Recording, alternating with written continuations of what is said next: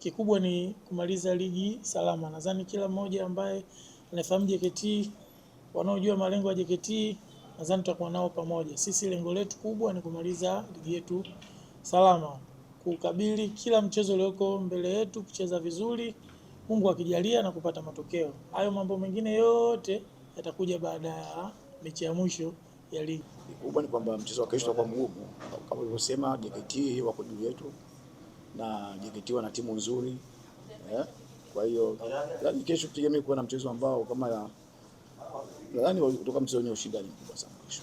Tunawaomba mashabiki wa JKT wajitokeze kwa wingi katika mchezo wa kesho ili waje kuona burudani kwa sababu timu yao imerudi nyumbani. Tunawaomba waje kwa wingi.